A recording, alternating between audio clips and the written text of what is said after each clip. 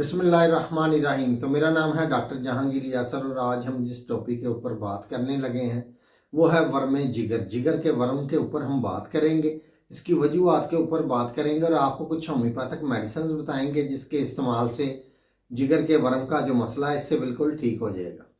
तो वीडियो शुरू करने से पहले अगर आपने मेरे चैनल डॉक्टर जहांगीर यासर को सब्सक्राइब नहीं किया तो सब्सक्राइब ज़रूर करें और साथ बेल आइकन को भी प्रेस करें ताकि जो मेरी नई आने वाली वीडियोस है उसके नोटिफिकेशन आपको मिलते रहें। वर्म जिगर की कैफियत में इस तरह होता है कि जो इंसानी जिस्म है इसके अंदर जो खून होता है ये उम्दा किस्म का नहीं बनता, जिसकी वजह से जो जिस्मानी अज़ा हैं ये जुज़वी तौर पे अपनी जो काम है ये अच्छी तरह से नहीं कर पाते और जिस्मानी अज़ा के अंदर बहुत ज़्यादा बिगाड़ पैदा होना शुरू हो जाते हैं।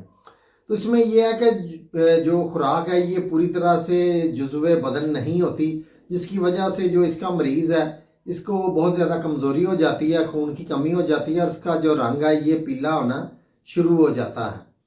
तो दरअसल जो हमारे अंदर जो जिगर है ये इसके अंदर कुछ नाजुक और रईस अज़ू होता है। ये या तो ज़्यादा सर्दी को बर्दाश्त नहीं करता और ना ही ये ज़्यादा गर्मी को बर्दाश्त करता है।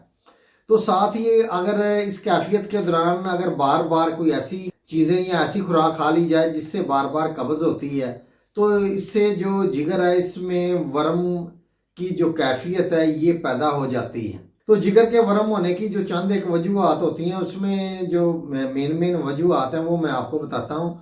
तो इसमें यह है कि जो लोग ओवर ईटिंग ज़्यादा करते हैं, खाते हुए अपनी भूख से ज़्यादा जो लोग खा लेते हैं, ऐसे लोगों के अंदर भी जिगर के वर्म होने का मसला बहुत ज़्यादा बढ़ जाता है।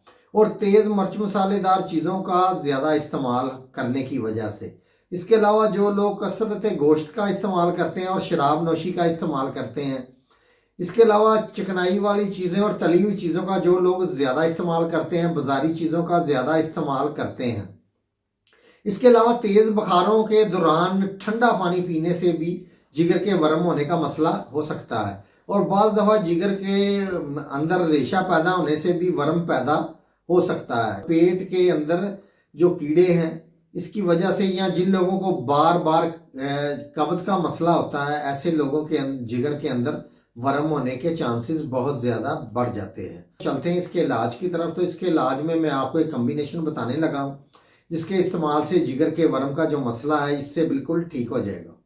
तो इसमें जो पहली मेडिसिन है वो है नक्सवमिका। नक्सवमिका ये 30 के अंदर आपने लेनी है। और जो दूसरी मेडिसिन आपने लेनी है वो है लाइकोपोडियम। लाइकोपोडियम ये भी आपने 30 के अंदर लेनी है। और जो इसमें तीसरी मेडिसिन है वो है चैलिडोनियम। चैलिडोनियम ये भी आपने 30 के अंदर लेनी है।